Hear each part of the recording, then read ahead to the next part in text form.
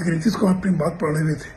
आज उसका परिणाम है कि बिहार के हजारों अति पिछड़ा समाज के लोग मेयर और डिप्टी मेयर बनने से वंचित हो गए। इसलिए बिहार की जनता से नीतीश कुमार को माफी मांगनी चाहिए। उनकी जिद, उनके अहंकार के कारण बिहार के अति पिछड़ों की फजीहत हुई है, उनको वंचित होना पड़ा है। लोग जो बयानबाजी कर रहे हैं जातीय जनगणना को लेकर, उनको इस निर्णय के बारे में यानी सुप्रीम कोर्ट का जो निर्देश है उसके बारे में उनको एबीसीडी भी पता नहीं है। नगर निकाय चुनाव के अंदर अति पिछड़ों के आरक्षण के संबंध में पटना हाईकोर्ट ने आज जो निर्देश दिया है, उसके लिए अगर कोई एक व्यक्ति जिम्मेवार है तो बिहार के मुख्यमंत्री नीतीश कुमार। सुप्रीम कोर्ट ने स्पष्ट कहा था कि बिना ट्रिपल टेस्ट के किसी भी राज्य में नगर निकाय या पंचायत में आरक्षण नहीं दिया जा सकता है।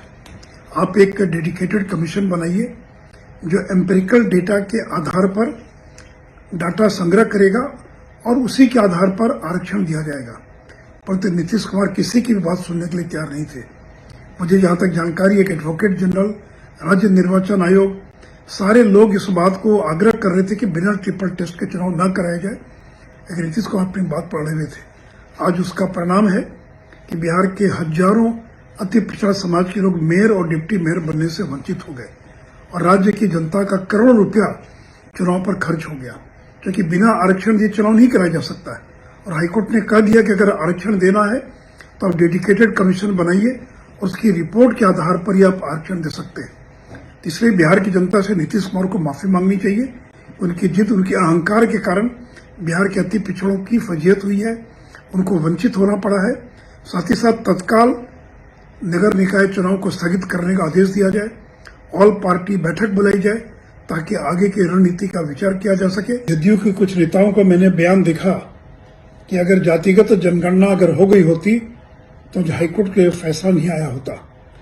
मैं जदयू के नेताओं को बताना चाहूंगा कि ट्रिपल टेस्ट का जातीय जनगणना से कोई संबंध नहीं है।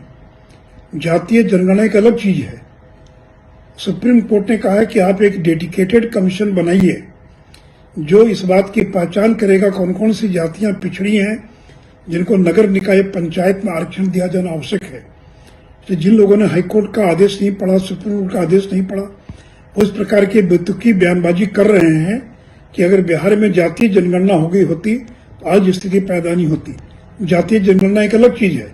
महाराष्ट्र में जातीय गणना नहीं हुई या मध्य प्रदेश में नहीं हुई, फिर भी लेकिन उन लोगों ने डेडिकेटेड कमीशन बनाया और उसके आधार पर आरक्षण दिया, इसलिए वहां पर आरक्षण दिया जा सका।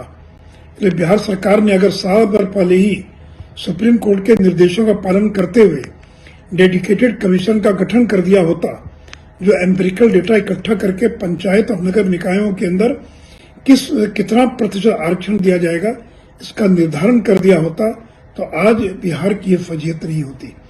तो इसलिए लोग जो बयानबाजी कर रहे हैं जातीय जनगणना को लेकर, उनको इस निर्णय के बारे में यानी सुप्रीम कोर्ट का जो निर्देश है उसके बारे में उनको एबीसीडी भी पता नहीं है।